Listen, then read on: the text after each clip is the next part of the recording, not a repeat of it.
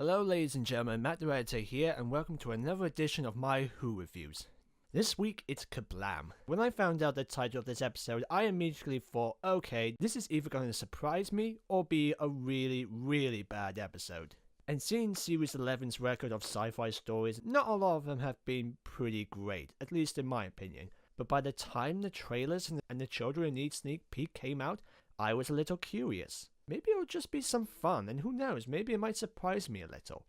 But man, I did not expect how much fun and surprises I would get from this episode. Not only did I enjoy it, but I legitimately felt like a kid again. I really liked this one. Not kind of enjoyed or found okay, but was legitimately entertained by this. This was a Doctor Who episode I wanted to see for a long time.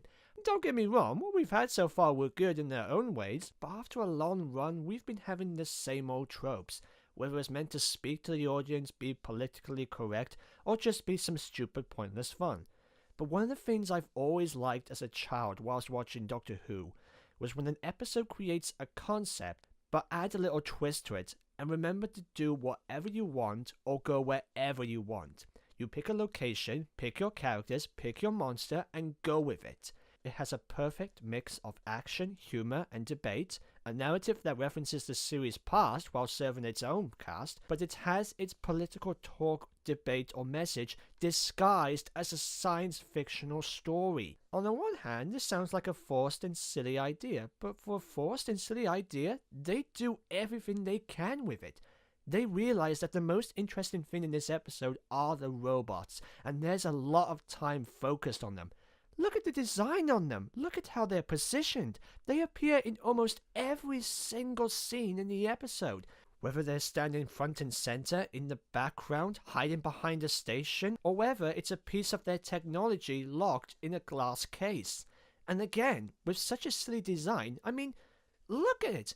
They look so ridiculous. But you can tell by the cinematography that they love filming every single moment of them. And so do we. Look at their plastic faces, look at their bright eyes, look at how they stand in the dark. That is so enjoyably disturbing. There's even a moment where they come across an army of them waiting to attack, and I literally went, "Oh no!" Which is amazing. I actually said, "Oh no," in a new Doctor Who episode, let alone an episode called Kerblam. One of the things I actually liked about this episode that we didn't get much in this series, everyone has a part to play. Everyone has a moment to shine. The Doctor takes control of the situation, Graham is investigating the maintenance, Ryan and Yasmin investigate the conveyor belts, and before that, they had to go undercover as interns or colleagues. They even get like monitor straps on their foot, kind of like those visitor badges you use when you're given a studio tour. That is a clever idea. How we get to explore the work placements in each department and meet up with nice people, and that's what this episode does. We get the gang to work with different departments. For example, the Doctor and Ryan work on the bubble wrapping, Yasmin works in the packaging, and probably the funniest joke, Graham works as a janitor. And every single one of them gets to talk with someone from that department. Even the supporting characters are good. We have Java Slade and Judy Maddox trying to run a good company and to try and keep things right, Kira, who's the young work colleague, Charlie the young maintenance man, and Lee Mack as a hard-working dad. And every single character has a good moment. I like how excited the Doctor gets when she gets the package from Kerblam. I liked how Ryan uses his knowledge from work experience to their advantage. I like Yasmin talking to the work colleagues. I like Graham kind of manipulating Charlie, the maintenance guy, to get some information. I liked how Jodie sort of threatens the CEOs in belief that they are behind the crisis, even though sometimes it felt out of character.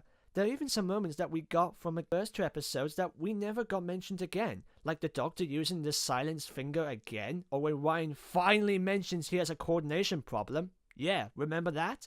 And I liked how Graham sort of knows Charlie has a crush and sort of tries to give him some advice. Out of the supporting characters, Daniel and Kira were the ones I really cared the most. First off, Lee Mack as Daniel Cooper. Now, before this episode came out, I had a few theories on how this guest casting would go. I thought Lee Mack would just be portraying himself, and I thought he would be a guest appearance most people would either like or dislike watching. I I think Lee Mack can be funny, and he can be enjoyable to watch. I mean, I do enjoy watching Would I Lie to You and Not Going Out, but at times I find him to be a little annoying. But suddenly in this episode, I didn't see Lee Mack. I saw a character. It doesn't feel like a forced-in celebrity guest cameo. He's actually a hard-working father who can get into a nice conversation with his workers, who also sends cards of himself on a poster to his daughter on a faraway planet whom he hasn't seen in ages. I even liked how he decides to take the wrath of the job occupation, which caused multiple disappearances from Yasmin, since he doesn't want it to happen to newcomers. That's a nice character, and even though I knew we weren't going to get a lot of him, I actually felt bad for him. Kira is exactly the same. She's kind of portrayed as someone who enjoys her job. She can be a nice person to talk to, and she even mentions she imagines people opening their packages to get across the boredom of her work. There's some sort of childlike innocence to her that very positive, very innocent, very curious. There's a kind of vague indication that there is a relationship or a crush between her and the maintenance guy. Now, looking back over it, I don't really see the point of this, but I found it kind of nice. And again, I really felt bad for them both at the end. Another thing this episode does is that it keeps the audience guessing. It doesn't do the usual thing most episodes have done, like immediately show the CEO looking nervous or just tell us on the spot that he's the bad guy. It lets the audience judge for themselves. It keeps us going on red herrings again and again, keeping the audience guessing, which leads me to my one good point: it's a good mystery. I love Doctor Who episodes which have a good mystery. This is an episode you can clearly tell the filmmakers, the writers, the animators, the actors, and the directors were having fun doing. For example, there's a scene where Ryan and Yasmin and the maintenance guy have to go down a chute to the conveyor belts to a specific point. Now, in most episodes, like the ones in the Moffat era, they would take the cheap route by having the characters in a dark room with a window machine, and they would have the cameras close up to their faces and have some light shine across them, and then cut to them landing in a destination. But no, they actually have a 1-minute chase sequence in a CGI giant delivery factory, and they go Toy Story 2 on us. They're going down slides, they're jumping across conveyor belts, they're knocking over packages. There's even a moment when one of them accidentally knocks the other off one of the conveyor belts, and I literally felt for their lives. It's just so crazy. Yeah, it's bad CG effects, but you can tell they definitely went all out with this idea. It's something you would want to see in a sci-fi adventure story. It gets a little crazier, it gets a little insane, and it gets a lot more fun. So, okay, this episode sounds great. Is it great? Well, there are a few problems that might hold it back from being a good piece, and I don't think it's just nitpicking. The biggest problem is the motive, which it's not done horribly well. I mean, they do explain it in a kind of smart way, and I can kind of see what they're trying to say. But the problem is how they executed it, like when we find out who the culprit is. I won't give away who it is, but let's just say we've seen it before. I'm sick of episodes where it turns out the main bad guy is man, and this one literally came out of nowhere first time watching it. I get the idea of someone trying to bring technology down, and you know what? I have a solution for it. So the culprit puts the weaponized bubble wraps in the packages, which is actually a very clever idea, to have the robots delivered to the customers. So when the customers get blown up by the bubble wraps, the customers all blame the robots for it. So the factory will have no choice but to shut down the technology projects.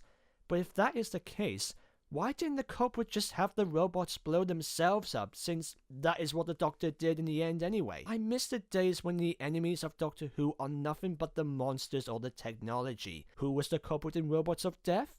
A supercomputer. Who was the villain in the Sarah Jane Adventures Series 1? A supercomputer. Who was the culprit in Voyage of the Damned? A cyborg/supercomputer. Who was the culprit in Mummy on the Orient Express? Clearly one of the better Capaldi episodes. A supercomputer. This could have done the same thing, and honestly, I think it would have been so much fun. This could have been one of the episodes in this series where the villain is not man. But no, to again make the message that the real crime in the world is man. Oh geez, stop it. I get it. It's not about how technology destroys life, it's how people use it. Come on, how many times are we gonna do the same old route? There's a real missed opportunity here. So, yeah, the climax is pretty weak, but it's still kind of fun too. We still get amazing production work, and the acting is still pretty good. Again, the episode pretty much didn't end the way I wanted it to end, but to be fair, how else could you end an episode like this? And it did get me thinking that perhaps these explosive bubble wraps might come back in a future episode. So, as you can see, the hard work and effort is clearly there in a project where it didn't really need to be there. They went 110% on something that was clearly meant to be thrown out really fast, but they really tried, and you can tell they really tried. But yeah, the nitpick problems I mentioned before are still nitpick problems. But in my opinion, the rest is so much fun and so enjoyable I can kind of overlook it. This is a fun, crazy adventure that it had any right to be, and I love the hell out of it. It's got a clever exposition mystery with an occasional nice nod to past adventures. The cast had something to do for the plot, and despite the third act being a little weak, then we could have had a fantastic episode. All I can say is what everyone else has said about it. It's really, really fun, and I highly recommend it. I can't say it's perfect, I can't say it's one of the Doctor Who's finest works, I can't even say it's the best of the series, but I can say it's definitely the most fun. It's just so good. It's a good Doctor Who episode. I'm pretty sure there's going to be some people who might not enjoy it as much as I do, and there may be some people who might disagree with me, and that's fine. But from my point of view, this is an entertaining package I wouldn't mind opening up again and again anytime soon. I'm giving this episode 9 out of 10. Be sure to leave a comment, like, and share this video, and if you have seen the episode, what did you think about it? And if you'd like to see more of my videos, don't forget to subscribe. Thank you guys for watching, and I'll see you next time.